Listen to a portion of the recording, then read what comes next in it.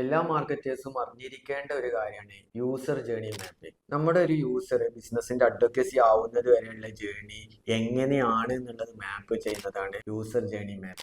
മുമ്പ് മാർക്കറ്റിംഗ് ഫണലൊക്കെ പറഞ്ഞ പോലെ തന്നെയാണ് ഈ മാപ്പിംഗ്. പക്ഷെ യൂസറെ പെർസ്പെക്റ്റീവിൽ നിന്ന് നോക്കുകയാണെങ്കിൽ ഒരുപാട് മാറ്റങ്ങളുണ്ട്. ഈ അവയർനെസ് സ്റ്റേജിലാണ് യൂസറെ നമ്മളെ ഫൈൻഡ് ചെയ്യുന്നത്. പിന്നെ കൺസിഡറേഷൻ സ്റ്റേജാണ്. കൺസിഡറേഷൻ സ്റ്റേജിൽ അവർ നമ്മളെ റിവ്യൂസ് ചെക്ക് ചെയ്യും, വേറെയുള്ള ഫ്രണ്ട്സിനോട് ചോദിക്കും. അങ്ങനെയൊക്കെ ആയിട്ടാണ് അവർ കൺസിഡറേഷൻ സ്റ്റേജിൽ എത്തുന്നത്. പിന്നെ അടുത്ത സ്റ്റേജ് ഡിസിഷൻ സ്റ്റേജാണ്.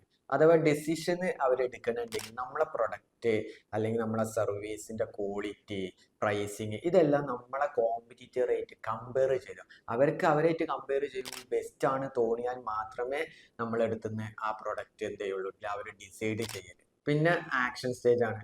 നമ്മളെടുത്തുന്ന പ്രൊഡക്റ്റോ സർവീസോ അവർ വാങ്ങും. പിന്നെ റിട്ടൻഷൻ ആണ്. ആ കസ്റ്റമർ ഹാപ്പി ആണെങ്കിൽ മാത്രമേ നമുക്ക് റിട്ടൻഷൻ ആക്കിയിട്ട് അവർ വരുള്ളൂ.